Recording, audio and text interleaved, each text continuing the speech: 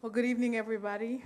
I'm very pleased to be here, and I'm very pleased to see you all here. And I have been trying to debate exactly how I was going to start off. I couldn't decide between talking about this mural that's behind me, which is really, really a remarkable piece. It's remarkable not just because it's a beautiful piece of art, but it's remarkable because it demonstrates, obviously, several historic moments. But on the third level, it's remarkable because it very clearly demonstrates one of the key principles of everything we do, and that is being there, showing up. And the reason I talk about that is because I want to step back a little bit and talk about when we first got into the conference on Friday night.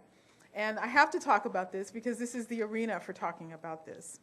And that is, of course, and forgive me if, because I wasn't here for the first part of this program, and so if people have touched on this subject, then, roll your eyes at me, that's okay.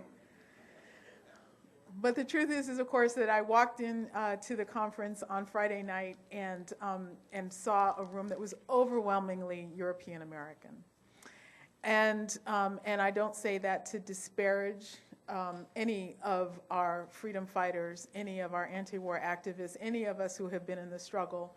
But I say it because it shouldn't be, and we should be working harder to make sure that it isn't. And one of the reasons I think that it exists is because of some of the conversation that we had on Friday night. We called a Black Caucus. The defenders, in part of the organizing for the conference, was something that they anticipated was going to happen, and so decided to call for a Black Caucus.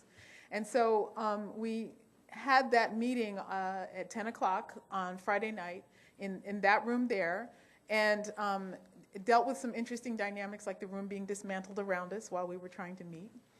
But once you pointed it out to people, they left us alone. But what was the most telling about it in that conversation, I think, was the fact that everyone in that room, one, is tired of having the conversation about why are we always having to sort of deal with this. And the other thing, though, was the fact that everyone is absolutely united in what we're talking about is a human solidarity struggle.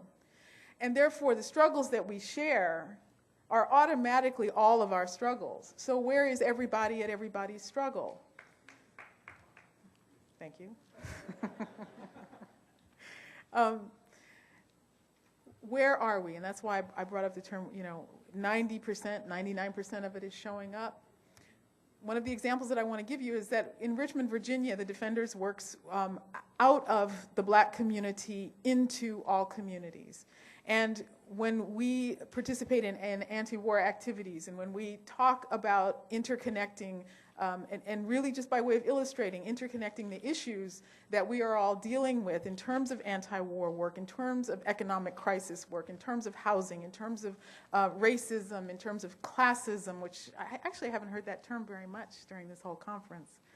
But when we do that, and we get such enormous and incredible support, we are one of the organizations that helped found the Virginia People's Assembly, and the Virginia People's Assembly operates from the idea that everybody is working on all these issues, and we can come into the room with our issues and find out that we are people of all colors and all poverty levels, and really working hard on trying to make a difference in our communities through the issues that concern us the most.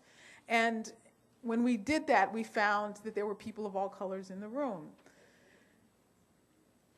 Contrast that with a week later, a Black pastor in our community was killed in a police chase. And there was a vigil with 200 members of the community that came out, and only 2 people were white. So where are you in the people's struggles? That's where you have to be if you want to see more brown faces here. There's a lot of incredible brown people in this room doing a lot of incredible work as well. But it serves all of us to be in the room when these struggles are being engaged, even if you are worried about whether or not you should be in the room. Someone talked about it during our meeting, and they said, Don't worry about whether or not you should be in the room. Go ask. Just go say, can we help? Can we be there? Is there something we can do?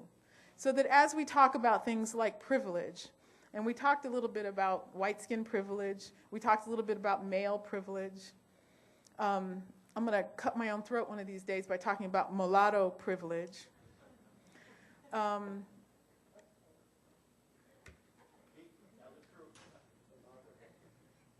It gets me into doors that other people don't get into.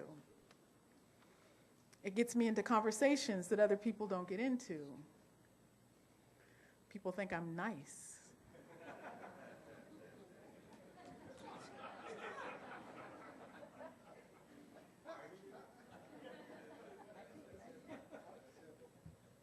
I might be. But it also means that I have an opportunity and I have a responsibility. And I think each one of us needs to assess our privileges and to use them.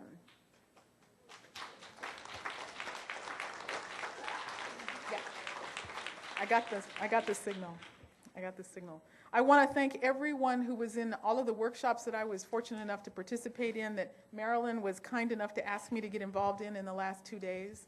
And I want to thank everyone for continuing to be in the struggle. And I hope that we do all really understand that we really, really are all in this struggle together, just like that. Thank you.